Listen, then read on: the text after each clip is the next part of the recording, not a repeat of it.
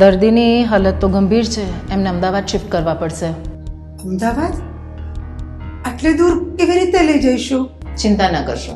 રાજ્ય સરકારે ગંભીર દર્દીઓ માટે અત્યાધુનિક સાધનો સાથે એર એમ્બ્યુલન્સની સેવા શરૂ કરેલ છે અને એની અંદર હાઈલી ક્વોલિફાઈડ ડોક્ટર્સની ટીમ પણ હાજર હોય છે. ડૉક્ટર, તો આ એર એમ્બ્યુલન્સની સેવા લેવા માટે મારે શું કરવાનું? 108ને ફોન કરવાનો. તમે લગાવી આપી શકો કોલ? હા, શ્યોર. નમસ્તે, 108 ઇમરજન્સી સેવાથી વાત કરું છું. ઇમરજન્સી છે સર આપને કોઈ? હા, મારે એર એમ્બ્યુલન્સની જરૂર છે. આપને એર એમ્બ્યુલન્સની સુવિધા મળી રહેશે, ચિંતા ના કરશો. જે ચેતનાબેન છે, 35 વર્ષની ઉંમર છે.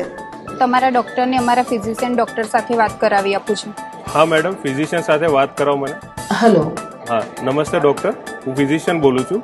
મને પેશન્ટની કન્ડિશન જણાવી આપો. હાજી, દર્દીને મેં તપાસી લીધા છે અને એર એમ્બ્યુલન્સમાં સફર કરી શકે એમ છે. હું મુખ્ય જિલ્લા તબીબી અધિકારી બોલું છું.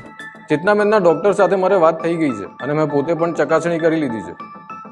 હા, હવે એમને અમદાવાદ એર એમ્બ્યુલન્સ દ્વારા લઈ જઈ શકાય છે. તમે જે મુજબ માહિતી આપી હતી એ મુજબ એને એરલિફ્ટ કરી શકાય છે અને એના માટે અમારા CDMO સર સાથે વાત થઈ ગઈ છે અને સરે અપ્રુવલ આપેલું છે. આના માટેનું આગળની કાર્યવાહી જેટલું જલ્દી બને એટલું ફટાફટ થઈ જશે અને તમને સામેથી કોલ આવશે.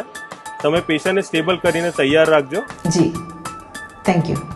નમસ્તે સર, 108 કંટ્રોલ રૂમમાંથી વાત કરું છું. હું ગુજસેલમાંથી બોલું છું. અમારી પાસે એર એમ્બ્યુલન્સની સર્વિસ માટેનો એક કોલ આવેલો છે, જેની બધી જ માહિતી પેશન્ટની અમે નોંધી લીધી છે અને એ આપને ઓનલાઈન મોકલી આપવામાં આવી છે. પેશન્ટના રિલેટિવ સાથે વાત થઈ છે અને જે પ્રમાણે વિગત મળી છે અમે એર એમ્બ્યુલન્સની વ્યવસ્થા કરી દીધી છે. સાથે સાથે અમે રોડ એમ્બ્યુલન્સ 108 પેશન્ટ માટે મોકલી આપી છે. ગુજરાત સરકારની એર એમ્બ્યુલન્સ સેવાઓ એરપોર્ટથી એરપોર્ટ સુધીની છે.